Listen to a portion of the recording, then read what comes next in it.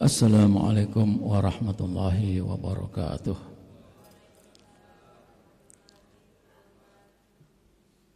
Bismillahirrahmanirrahim. Alhamdulillahi haqqa hamdih. Nahmaduhu ala ni'amihi wa rahmatih. Wa nuthanni ala fadlihi wa judihi wa karamih. Asyhadu an la ilaha illallah wahdahu la syarikalah. Wa asyhadu anna Muhammadan abduhu wa rasuluh. Allahumma salli wa sallim ala sayyidina wa habibina umulana Muhammadin wa ala alihi wa sahbi ajma'in, amma ba'd. Yang sama-sama kita hormati Bapak Ustadz Haji Musyafa Ahmad, para tokoh masyarakat, para pinispuh, bapak-bapak, ibu-ibu, hadirin hadirat, saudara-saudari sekalian yang dimuliakan Allah. Bersyukur kepada Allah, pagi hari ini kita bisa hadir di Masjid Jami Al-Ihsan menjalankan sholat subuh berjamaah, dan insya Allah kita tambah ilmu, tambah pengalaman, tambah saudara, karena kita berkumpul sesudah sholat berjamaah mendengarkan taklim, dan insya Allah yang kita pelajari akan mendapatkan barokah dari Allah Subhanahu wa ta'ala. Amin Allahumma amin. Salawat dan salam kita sampaikan kepada junjungan kita Nabi Muhammad sallallahu alaihi wasallam, yang kita jadikan contoh dan kita jadikan tauladan. Bapak Ibu hadirin hadirat yang dimuliakan Allah, kita masih melanjutkan memahami Al-Quran di awal-awal surat Al-Baqarah, di mana di awal-awal surat Al-Baqarah itu kita tahu bahwa manusia itu ada 3 kelompok, yaitu orang beriman, orang yang tidak beriman, dan yang ketiga adalah orang-orang yang munafik, yang tidak sejalan antara lisan dan hatinya, antara yang dilakukan dan antara yang diyakini. Itu sifat-sifat orang munafik. Untuk menyambung pada ayat berikutnya, saya ingin mengulang kembali supaya nyambung ceritanya, nyambung ilmunya, jadi tidak langsung terputus kok tiba-tiba seperti itu. Jamaah sekalian dirahmati Allah, di ayat yang sebulan yang lalu saya sampaikan bahwa yang terakhir kita bicara adalah tentang sifat orang-orang yang munafik, di mana setiap insan itu diberikan lisan oleh Allah Subhanahu wa ta'ala, dan lisan itu hanya 3 yang dilakukan. Pertama adalah ikrar, mengucapkan apa yang dia yakini, apa yang dia tahu, itu namanya ikrar. Yang kedua, ingkar, mengingkari apa yang dia tidak setujui, mengingkari apa yang dia tidak senangi. Jadi kalau ada sesuatu dia nggak senang, ingkari, oh nggak begitu, oh bukan begini, nah, itu ingkar namanya. Yang ketiga adalah sukut, diam. Maka sikap kita dalam menghadapi situasi yang ada di tengah-tengah kita ini, lisan kita itu hanya mengiyakan, menolak, atau diam. Nah, menolak,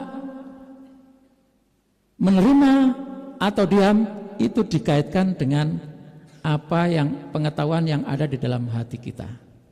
Kalau kita meyakini sesuatu itu benar, ya, kita yakin benar, maka kebenaran bagi kita harus disebarkan, harus diberitahukan kepada orang lain.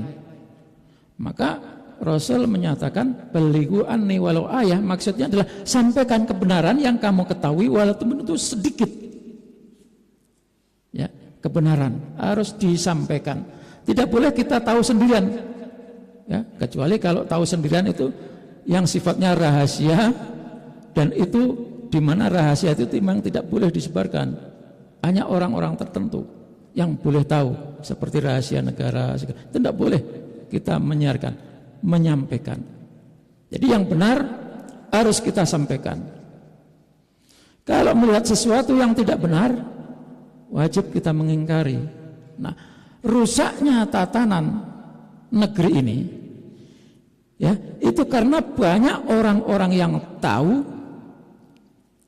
tapi tidak mau mengingkari hal yang salah itu. Jadi orang tahu banyak kesalahan, banyak kemungkaran, banyak kejahatan, tetapi kita tidak mau mengingkari kejahatan dan kemungkaran itu. Itulah yang pada akhirnya nanti kemungkaran, kejahatan dianggap sebagai sesuatu yang lumrah sehingga orang akan melakukan semuanya.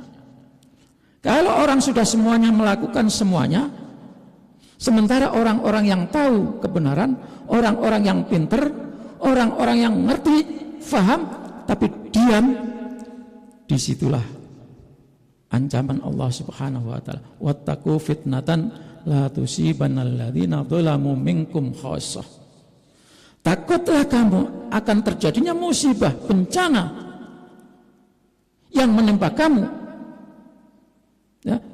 Dan musibah itu tidak ditimpakan oleh Allah kepada orang-orang yang melakukan kejahatan dan kemungkaran saja. Akhirnya apa? Semuanya terkena. Yang pintar terkena, yang ahli ibadah juga terkena, yang rajin sholat juga terkena, yang rajin melakukan sholat ibadah yang sedekah juga kena. Jadi semuanya kena. Kenapa? Karena orang-orang yang tahu, yang ngerti bahwa yang salah itu salah, tapi mereka diam. Nah, itu sikap kita. Yang ketiga, sikap kita diam. Nah, ini diam ini setidak-tidaknya di dalam hatinya mengingkari. Tapi kata Rasulullah, wadzalika adaful iman, itulah orang-orang yang paling lemah imannya. Melihat kejahatan, diam, yang penting saya nggak ngelakuin. Nah, ini tidak boleh. Jadi sekemampuan kita, sebisa kita ikut untuk memperbaiki, ya, mencegah hal-hal yang dilarang oleh Allah Subhanahu wa taala. Nanti pada ayat berikutnya nanti ada firman Allah, la tufsidu fil ardi, janganlah kamu membuat kerusakan di muka bumi. Termasuk orang-orang yang membuat kerusakan itu adalah orang yang diam ketika melihat kejahatan dan tidak mau menegur atau mengingatkan. Itu sikap lisan kita. Kemudian Imam Al-Fakhrazi juga menyebutkan yang berkaitan dengan hati. Yang berkaitan dengan hati itu ada 4. Ketika kita meyakini sesuatu dan sesuatu itu benar, cocok sesuai dengan ajaran kita, lalu di sana kita tahu memang ada dalilnya. Nah, orang-orang semacam ini dinamakan orang yang alim, orang yang punya ilmu. Maka bapak-bapak, ibu-ibu, saudara sekalian, ketika kita mengetahui sesuatu, lalu kita yakini sesuatu itu baik, cocok, tidak bertentangan dengan agama Islam, nah, maka usahakan kita tahu dalilnya, karena di situ kita akan disebut orang yang alim.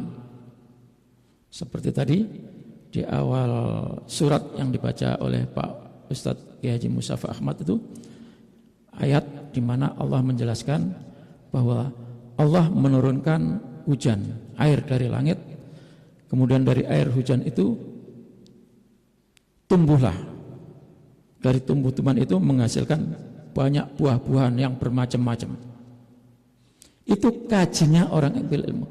Ketika seorang ulama tahu bahwa tumbuh-tumbuhan itu mengeluarkan buah-buahan karena hujan, lalu dikaji, diteliti, kenapa bisa begini, kenapa bisa begini. Itu kajiannya adalah dulu namanya ilmu khayat waktu saya masih sekolah. Nggak tahu sekarang istilahnya nama apa. Nah, ilmu khayat. Nah, sampai tahu sebab terjadi adanya proses demikian, maka orang yang seperti itu disebut ulama. Dan sifatnya ulama di ayat yang disampaikan Ustaz tadi, innama yakhsyallaha min ibadi al ulama. Hanya orang-orang, seorang ulama yang takut kepada Allah Subhanahu wa taala. Jadi kalau ulama tidak mengetahui ulama semakin dalam kajiannya, semakin tinggi penelitiannya, maka semakin takut kepada Allah Subhanahu wa taala. Itulah yang namanya ulama. Jadi pertama dia yakini bahwa ini cocok, tidak bertentangan dengan aturan Allah, lalu diketahui dalil-dalilnya, dasar-dasarnya, maka mereka disebut ulama. Dan ulama itu tidak semata hanya orang yang pintar Al-Quran, yang pintar fikih. Para ilmuwan itu disebut ulama, karena jamak dari alim. Alim itu orang yang pintar, orang yang ngerti. Ketika yang kita yakini, ya, sebuah ilmu, sebuah penemuan, satu hal kita yakini cocok dengan ajaran Islam, kan kita ini banyak yang meyakini sesuatu, ibu-ibu, bapak-bapak. Ada kalanya yang kita yakini itu cocok. Kalau kita yakini cocok dan kita tahu dalilnya, itu namanya kita menjadi orang alim. Tapi ada kalanya kita yakin pada sesuatu dan sesuatu itu cocok, tidak bertentangan dengan ajaran Allah, sementara kita tidak tahu dalilnya, maka di situ kita disebut orang yang taklid, mengikuti, masih bagus. Maka ketika Ustadz menjelaskan, kita pahami, ya, dijelaskan oleh seorang ulama, walaupun kita nanti pada saatnya hanya tahu, oh ya ada dalilnya, tetapi kita tidak hafal dalilnya, pokoknya ngikut aja deh Ustadz. Nah, maka semacam ini dinamakan taklid, mengikut Ustadz. Boleh, bahkan wajib kalau kita tidak tahu, karena kita ini masih tingkatan taklid, masih mengikut. Yang ketiga, ada kalanya kita meyakini sesuatu, tetapi sesuatu itu tidak sesuai dengan dalil. Kan Bapak Ibu Saudara sekalian, di dunia ini kan kadang-kadang kita punya prediksi. Oh, saya punya keyakinan akan terjadi seperti ini. Dan tanpa dalil, itu namanya bodoh. Walaupun tidak mustahil yang kita yakini itu terjadi, gitu. Karena kekuatan keyakinan ini luar biasa, Pak Ibu. Kekuatan keyakinan itu luar biasa. Segala sesuatu, walaupun kita tidak tahu dalilnya, tidak ngerti, tapi kalau kita yakini, maka itu akan terjadi. Maka ini pengalaman buat kita, bapak-bapak, ibu-ibu. Misalnya, kita meyakini sesuatu dan kita tidak tahu sumbernya, tapi kita yakini benar-benar, maka cepat atau lambat yang kita yakini itu akan terjadi. Karena Allah akan menyampaikan apapun yang Anda yakini dengan seyakin-yakinnya. Kalau Anda yakin keburukan itu terjadi, maka terjadi beneran. Kalau kebaikan itu kita yakini dengan sungguh-sungguh, maka kebaikan itu akan terjadi. Maka hati-hati, waspadalah terhadap keyakinan. Walaupun kita meyakini sesuatu tanpa dasar, keyakinan itu akan terjadi. Karena Allah sudah menyatakan sendiri, walaupun tidak cocok, ana intanaduni abdi, aku tergantung pada keyakinan hambaku. Maka kalau meyakini tanpa ilmu, yakini yang baik-baik saja, walaupun kita tidak tahu dalilnya. Yang keempat, yang berkaitan dengan keyakinan hati, i'tiqad, tidak punya keyakinan sama sekali, itu namanya orang bodoh. Maka hidup menyongsong masa depan, kita harus optimis. Kita tidak tahu kebaikan itu akan datang kepada kita tanpa dalil, tidak tahu dalilnya, tapi yakini, seyakin-yakinnya itu akan terjadi. Nah, itulah yang berkaitan Bapak Ibu sekalian dengan lisan dan hati kita. Ibu-ibu yang saya hormati, bapak-bapak yang saya hormati, kita lanjutkan membaca ayatnya. Tempo hari saya sudah baca sebagian. Wa minan nasi may yaqulu amanna billahi wa bil yaumil akhir wa ma hum bimumin. Dan sebagian dari manusia itu ada orang-orang yang menyatakan kami beriman kepada Allah dan kami beriman kepada hari akhir, wa ma hum bimuminin, padahal mereka tidak beriman. Sudah saya sampaikan, ayat ini turun ketika Rasulullah Shallallahu Alaihi Wasallam sudah ada di kota Madinah, di mana sebelumnya ketika Rasulullah ada di Makkah itu belum ada orang munafik. Karena apapun yang terjadi, apapun yang dirasakan oleh orang-orang beriman di kota Makkah, itu mereka tetap bertahan sampai dipaksa-paksa. Kita mendengar ada banyak sahabat yang meninggal gara-gara dipaksa untuk kembali kepada kufur. Keluarga Yasir misalnya, itu sampai keluarganya dibantai habis orang-orang kafir. Kenapa? Karena bersikukuh, sekali beriman tetap saya katakan saya beriman. Sungguh pun demikian, dalam masalah kekufuran kalau dipaksa, kita boleh menyatakan, misalnya, kamu kalau tidak mengikuti saya, apa kata saya bunuh. Nah, dalam situasi seperti itu, kita boleh mengucapkan apa yang tidak sesuai dengan hati kita. Makanya namanya mustakrohan, dalam keadaan terpaksa. Orang boleh mengatakan apa yang tidak sesuai dengan hatinya.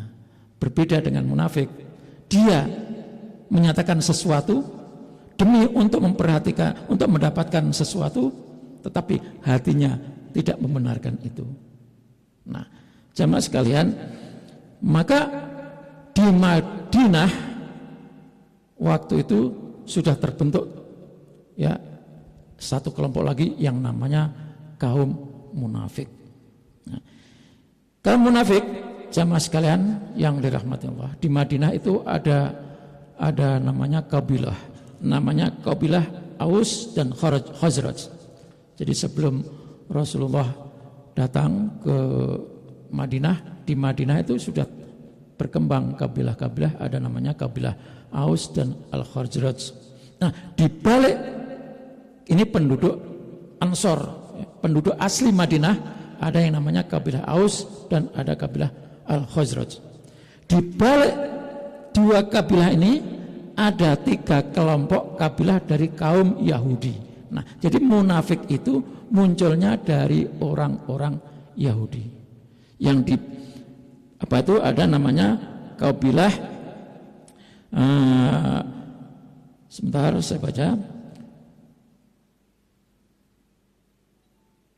di mana pimpinannya adalah Abdullah bin Abi Salul, Ubay bin Salul. Itu kelompok Yahudi yang ada di belakang kabilah Aus dan Khazraj. Jemaah sekalian dirahmati Allah, disitulah mulai terjadi penipuan-penipuan. Artinya penipuan, dia mengucapkan tetapi tidak sesuai dengan apa yang diyakini. Maka jamaah sekalian rahmatullah, kelompok-kelompok ini kenapa menjadi munafik? Karena ternyata ada ketakutan yang luar biasa setelah Nabi Muhammad bersama kaum muslimin menang dalam perang Badar. Dalam perang Badar yang gilang gemilang itu, kelompok orang-orang Yahudi ini sangat takut, sangat khawatir kalau suatu saat akan dilibas oleh Rasulullah SAW, akan dibunuh. Itu ketakutan yang luar biasa. Maka mereka melakukan penipuan. Pada ayat berikutnya, yukhadi'unallaha walladzina amanu wa ma yakhda'una illa anfusahum wa ma yashkurun. Mereka menipu Allah dan mereka juga menipu orang-orang yang beriman. Wa ma yakhda'una, sesungguhnya padahal mereka tidaklah menipu illa anfusahum, kecuali kepada dirinya sendiri. Wa ma yash'urun, mereka tidak merasakan itu. Jamaah sekalian, ketika seseorang menipu Allah, menipu Rasulullah, itu tidak ada yang ditipu kecuali dirinya sendiri. Sama kita tidak menipu orang lain kecuali itu menipu kepada diri kita sendiri. Kita tidak menipu siapapun, kecuali tipuan itu akan kembali kepada diri kita sendiri. Karena setiap yang kita lakukan, kita yakini akan kembali kepada diri kita. Apapun yang kita lakukan akan kembali kepada diri kita. Bahkan termasuk apapun yang kita katakan, yang kita ucapkan, maka itu akan kembali kepada diri kita. Ketika kita mengucapkan lu jahat, maka sesungguhnya kalimat jahat itu akan kembali kepada kita. Dalam sebuah hadis, Rasulullah SAW menyatakan, ketika seseorang menyatakan keburukan kepada orang lain, maka keburukan itu akan keluar dari mulutnya, lari ke sana kemari, ke gunung ditolak, ke pohon-pohonan ditolak, ke air laut, sungai ditolak, semuanya. Maka pada akhirnya akan kembali kepada dirinya itu sendiri. Maka hati-hati ibu-ibu ketika kita mengucapkan kalimat-kalimat yang buruk kepada anak-anak kita, kepada siapapun, maka keburukan itu akan kembali kepada kita. Dalam ilmu energi itu ketika kita mengucapkan, itu ada vibrasi, getaran. Getaran itu akan menyebar kemana-mana. Ya. Dan menyebar kemana-mana itu akan kembali, pada saatnya akan kembali kepada diri kita. Jadi ketika kita mengucapkan, kamu jahat, maka kata jahat itu mengeluarkan vibrasi, getaran, banyak keluar. Dan akan kembali kepada kita membawa vibrasi yang sama masuk kepada kita. Jadi karena tadi kekuatan energi adalah energi jahat, maka ketika menyebar kemana-mana, dia akan kembali membawa banyak lagi kejahatan-kejahatan yang kepada kita. Itu hati. Dan tentu akan membuat kita menjadi manusia yang jauh lebih buruk. Sebaliknya, ketika kita mengucapkan subhanallah walhamdulillah wala ilaha illallah Allahu akbar, subhanallah walhamdulillah wala ilaha illallah Allahu akbar. Atau kita bilang, oh Bapak bagus, Bapak bersedekah, Bapak rajin. Itu mengeluarkan vibrasi sama dengan kalimat-kalimat thayyibah tadi. Zikir-zikir yang kita ucapkan itu didengar oleh seluruh makhluk Allah. Makhluk Allah mengaminkan. Jangan dikira di kiri kanan kita ini tumbuh-tumbuhan, barang, materi yang keras-keras, yang pokoknya semua makhluk Allah itu diam. Mereka mendengarkan tasbih kita dan mereka mengikuti tasbih kita, mengikuti zikir kita. Maka bersamaan dengan zikir mereka, ucapan mereka mengikuti kita, dan itu akan kembali kepada kita. Maka kita mendapatkan energi positif yang begitu banyak dari apa yang kita ucapkan. Maka pantas Allah menyatakan ala bidzikrillahi tatmainnul qulub. Ketika kita berzikir, zikir itu kembali kepada kita dan membuat kita menjadi orang yang tenang.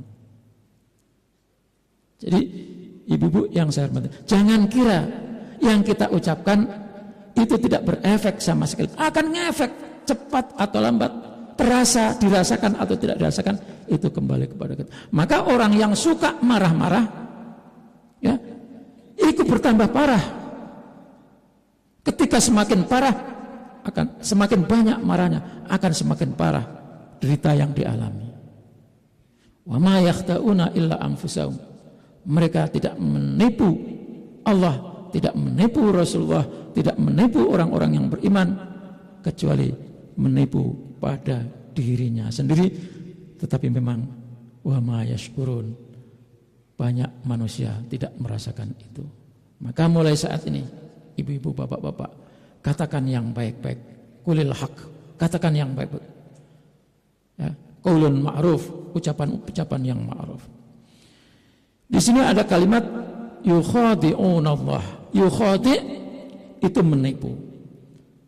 Masdarnya mukhada'ah. Mal mukhada'ah, apa sih tipuan itu? Fahiya idharu ma yuhimus salamah wassadat wa ibtanu ma yaqtadil idrar bil ghair wa takhallus minhu.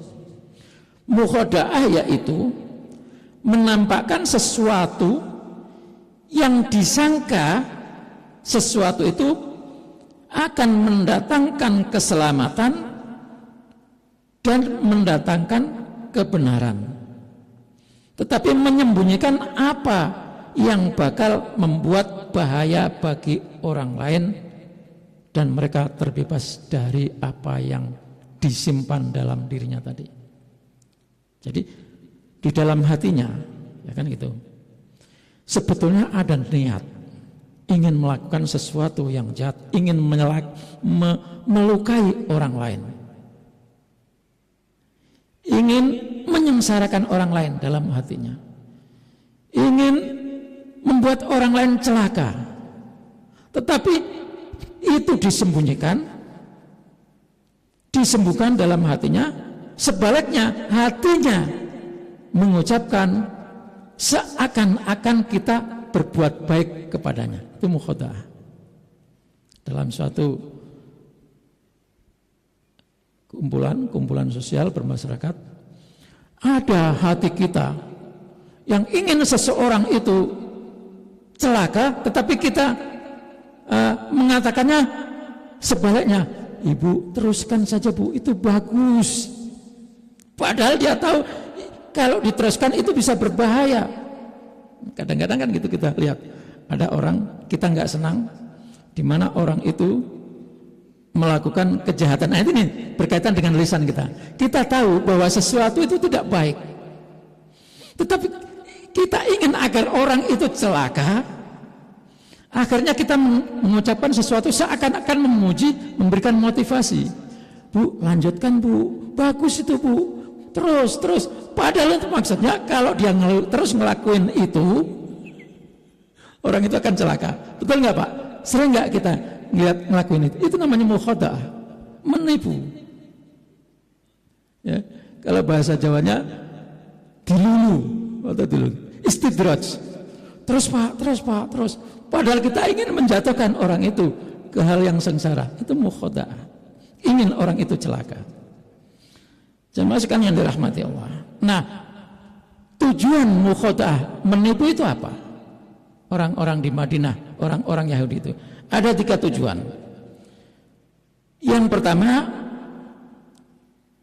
mereka dengan mengatakan yang baik-baik, padahal hatinya ingin akan orang itu celaka. Supaya apa? Supaya mendapatkan penghormatan dari Rasulullah.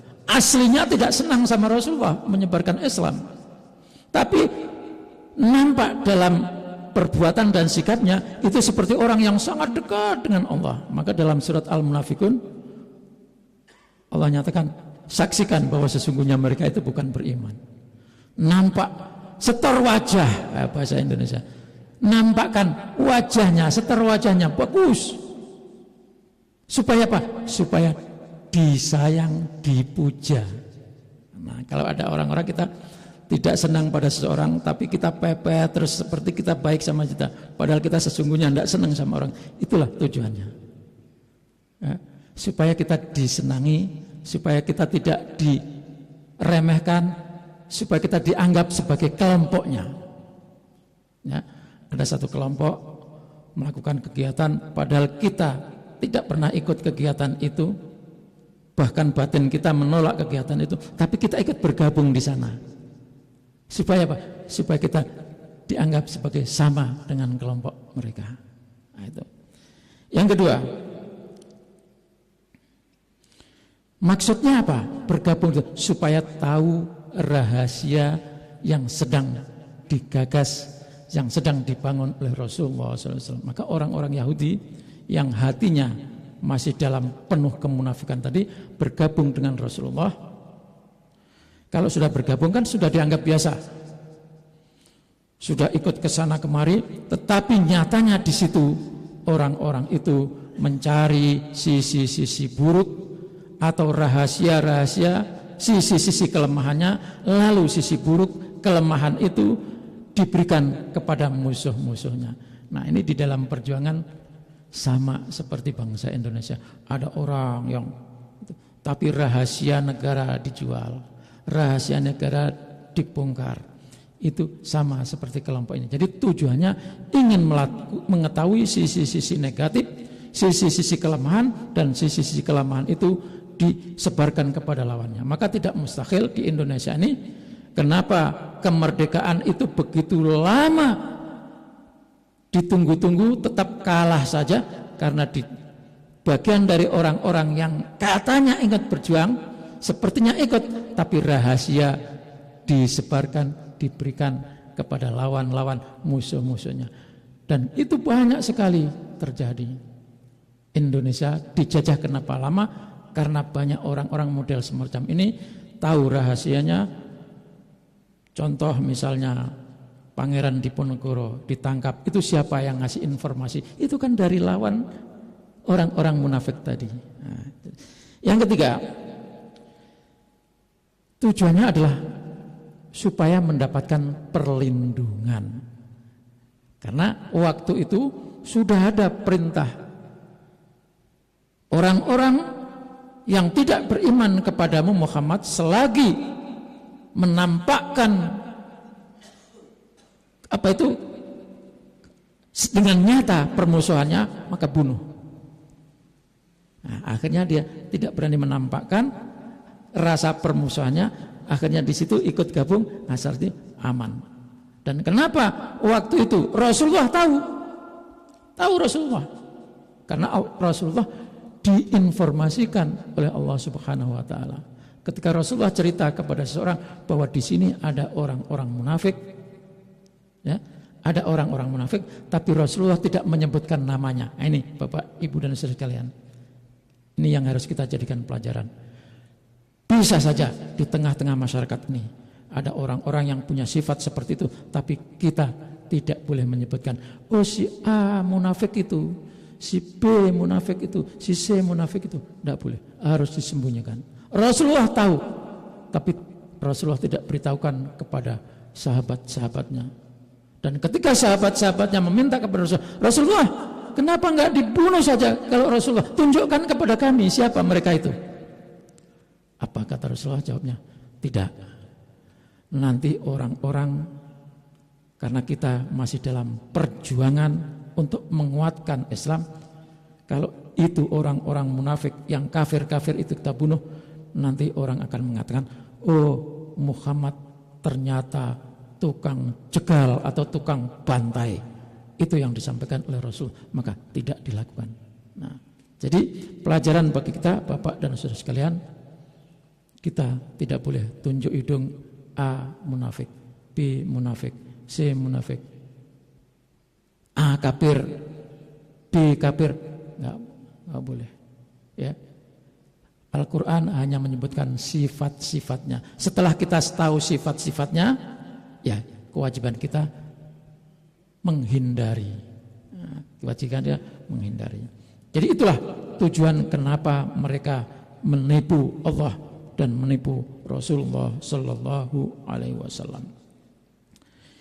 Bapak-bapak, ibu, saudara sekalian yang saya hormati, kita lanjutkan ayat berikutnya.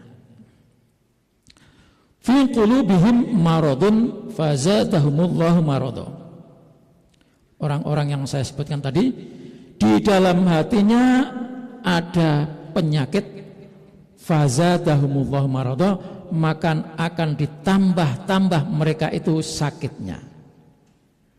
Walahum adzabun alim, bagi mereka ada siksa yang menyakitkan, bima kanu yakdzibun, karena mereka melakukan kebohongan. Jamaah sekalian dirahmati Allah, fi qulubihim maradun, di dalam hatinya ada penyakit. Maka penyakit itulah yang akan membuat hatinya bertambah-tambah sakit. Jamaah sekalian dirahmati Allah, ini berkaitan dengan penyakit hati. Penyakit hati itu adanya di dalam hati, dan inilah yang harus kita bersihkan sebersih-bersihnya. Para ulama banyak menafsirkan apa maksudnya sakit yang ada di dalam hati itu. Sombong itu adalah penyakit hati. Fi qulubihim, di dalam hatinya ada kesombongan, maka akan dibiarkan oleh Allah Subhanahu wa taala bertambah-tambah sombong. Maka orang yang sombong semakin besar, semakin tak terkendalikan. Penyakit hati adalah hasad, iri, dengki. Siapa yang di dalam hatinya ada kedengkian, maka akan bertambah-tambah dengkinya. Gitu. Siapa yang di dalam hatinya ada penyakit tidak suka kepada seseorang, maka akan bertambah-tambah rasa tidak suka itu ada di dalam hatinya. Jadi penyakit hati semua, iri, dengki, hasud, tidak suka, sombong, syirik, ya, menyekutukan Allah. Di dalam hatinya ada penyakit menyekutukan Allah, maka dibiarkan akan semakin jauh kesesatannya. Ya.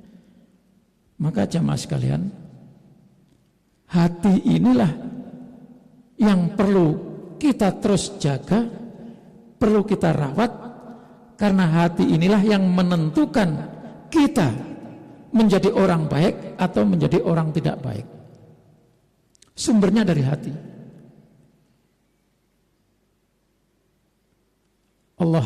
Rasulullah menyatakan bahwa di dalam diri manusia itu ada segumpal daging. Jika in saluhat saluha sairu jasadi. Kalau itu baik, maka seluruh fisik kita akan menjadi baik. Wa idza fasadat, dan ketika hati itu rusak, maka fasada sairu jasadi, semuanya akan rusak.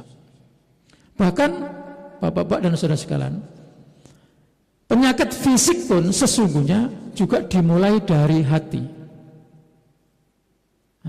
Penyakit fisik pun sesungguhnya juga dimulai dari hati. Maka jadilah hati kita jadikan hati yang luas dalam menerima hal-hal yang tidak menyenangkan buat kita. Ada masalah, luaskan hati kita, maka masalah akan menguap dengan sendirinya. Ada sesuatu yang menyakitkan, buatlah luas hati kita, maka yang menyakitkan itu akan hilang dengan sendirinya. Tetapi kalau hati kita sempit, masalah yang kecil pun bisa menjadi penyakit. Ibu-ibu yang sering sakit jantung, jangan dikira itu tidak ada kaitannya dengan apa yang kita alami selama ini. Sangat mungkin itu dari sana. Penyakit yang kita rasakan, baik meriang, panas, dingin, itu bisa jadi dari sana. Karena itu hati mesti dibuat seluas-luasnya. Nabi Musa kan berdoa, Rabbi syrahli sadri wa yassirli amri wahlul 'uqdatam min lisani yafqahu qawli. Rabbi syrahli, ya Allah, luaskan dada saya. Seperti saya katakan, dada itu adalah hati yang paling depan. Mesti luas. Karena di situ sumber masalah datang masuk. Sumber perkara datang masuk di situ. Maka harus luas. Rabbi syrahli sadri, luaskan dada saya. Jangan kita jadikan dada kita tuh sekecil ember. Sekecil ember, kalau kejatuhan barang pasti airnya akan nyiprat kemana-mana. Dan cipratan itulah yang akan menyebar ke dalam sekujur tubuh kita. Nah, fi qulubi maradun, di dalam siapa yang di dalam hatinya ada penyakit, maka bertambah-tambah penyakitnya itu. Nah, ini juga berkaitan dengan apa yang kita lakukan tadi, lisan, ikrar, diam atau melawan. Nah, dan lisan ini adalah hal yang paling banyak melakukan dosa. Saya ulang lagi, saya lupa tadi, mestinya saya sampaikan di awal tadi. Lisan ini adalah salah satu anggota tubuh kita yang paling banyak dosa. Boleh jadi hati kita tidak senang, kan gitu, itu tetap tersimpan di hati. Tapi kalau sudah keluar dari mulut, oh saya nggak senang sama orang itu. Kalau keluar, itu sudah menjadi dosa. Kita, hati kita berprasangka belum apa-apa. Sebelum dikeluarkan melalui mulut. Jadi prasangka yang keluar dari hati itu tahan, kalau belum hilangkan. Sebab kalau sudah keluar itu akan menjadi dosa.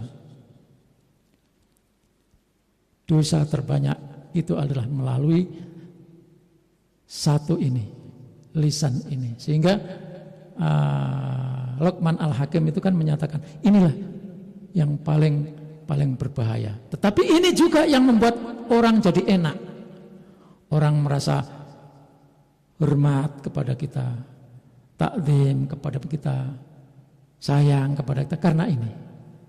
Tapi kalau ini sudah tidak terjaga, meluncurkan apa yang ada dalam hati kita, itu menjadi dosa. Jadi kalau kita nggak senang sama jangan diucapkan. Ya, karena itu akan menjadikan dosa kita. Oleh sebab itu, apa kafaratnya? Kafarat yang menghapuskan dosa dari yang dilakukan oleh mulut kita itu adalah banyak-banyak berzikir. Udzkurullaha dzikran katsira. Banyak-banyaklah zikir kepada Allah Subhanahu wa taala, mohon ampun, istighfar, itulah yang menghapuskan dosa. Dan zikir yang banyak itu akan vibrasinya juga akan kembali kepada kita dan kita akan menjadi orang yang baik. Jamaah sekalian dirahmati Allah. Walahum adzabun alimun bima kanu yakdzibun. Itulah sebetulnya yang menjadi siksa buat kita di dunia ini, belum lagi di akhirat. Maka orang-orang yang mulutnya kotor itu sudah disiksa oleh Allah Subhanahu wa taala di dunia ini. Jangan dikira sudah diberikan balasan oleh Allah Subhanahu wa taala.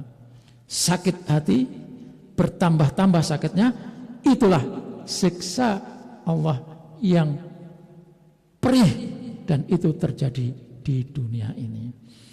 Jamaah sekalian dirahmati Allah, tidak banyak yang saya sampaikan, ini saja saya batasi sampai di sini. Mudah-mudahan ini memberikan manfaat khususnya bagi diri saya sendiri dan umumnya pada Bapak, Ibu, Saudara sekalian. Saya kasih kesempatan ada barangkali yang ditanyakan, kalau bisa jawab saya jawab, kalau tidak ya kita tutup nanti dengan doa. Monggo Pak, Ibu, ada yang ditanyakan?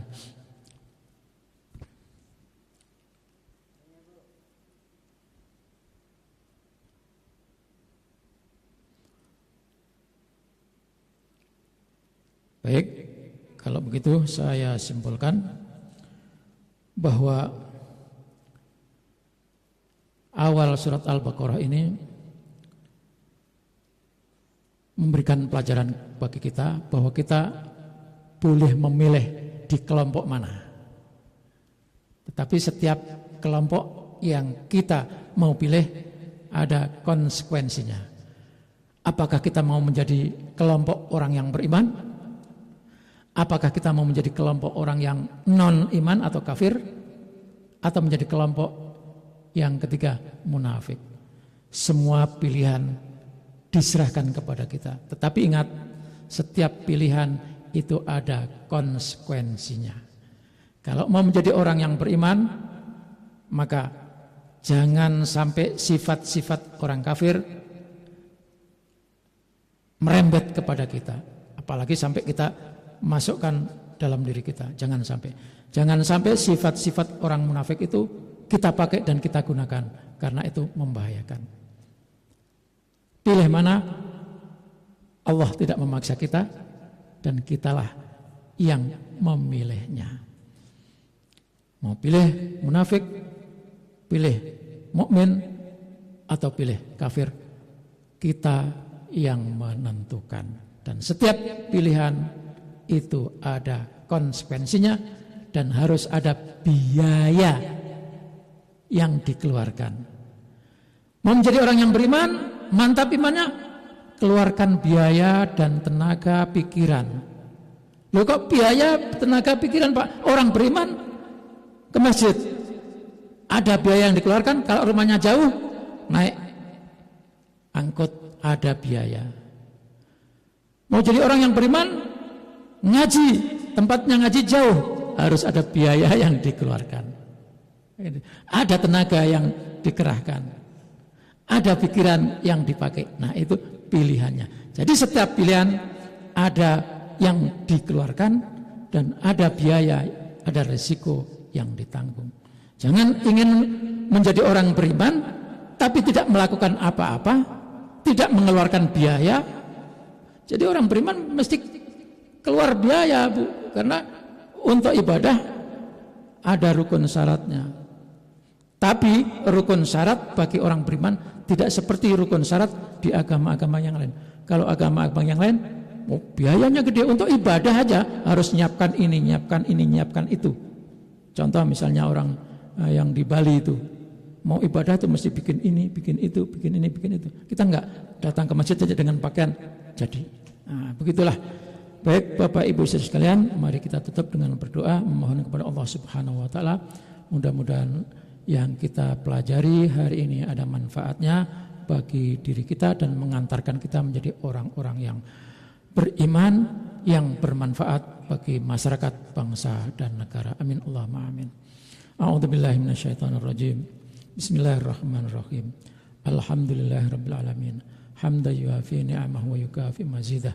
Ya Rabbana walakal hamdu kama yanbaghi li jalali wajhikal karim wa azimi sultanik. Allahumma salli ala sayyidina Muhammadin salatan tunjina biha min jamil ahwali wal afat wa tutahhiruna min jami'is sayiat wa tarfa'una biha indaka a'lat darajat wa taqdi lana biha jami'al hajat wa tuballighuna bi aqsal ghayat min jamil khairati fil hayati wa ba'dal mamat. Allahumma ja'al jam'ana jam'an marhuma wa tafarruquna min ba'di tafarruqan ma'suma. Ya Allah, jadikanlah pertemuan kami ini pertemuan yang Engkau rahmati, pertemuan yang Engkau berkahi, pertemuan yang Engkau berikan pemahaman, Engkau jadikan ilmu yang bermanfaat, dan jadikanlah ya Allah perpisahan kami nanti perpisahan yang Engkau lindungi untuk Engkau pertemukan kembali di lain waktu dan lain kesempatan. Rabbana la tuzigh qulubana ba'da idh hadaitana wa hab lana min ladunka rahmah innaka antal wahhab. Ya Allah, jangan Engkau gelincirkan hati kami setelah Engkau berikan hidayah petunjuk kepada kami. Rahmati dan karuniai kami, karena sesungguhnya Engkau zat yang berikan rahmat dan karunia. Ya Allah Rabbana, Tuhan kami, terimalah doa dan permohonan kami. Ya Allah, sehatkan badan kami, kuatkan iman kami, kuatkan Islam kami. Jadikanlah kami ya Allah orang yang tetap mantap iman Islamnya. Ya Allah, jika Engkau panggil kami, ya Allah panggillah kami dalam keadaan husnul khotimah. Rabbana atina fid dunya hasanah wa fil akhirati hasanah wa qina adzabannar. Wa sallallahu ala sayyidina Muhammadin nabiyil ummi wa ala alihi wasallam. Subhanaka rabbika rabbil izzati amma yasifun wa salamun alal mursalin walhamdulillahi rabbil alamin. Mohon maaf atas segala kekurangannya. Wallahul muwaffiq ila aqwamit thoriq. Wassalamualaikum warahmatullahi wabarakatuh.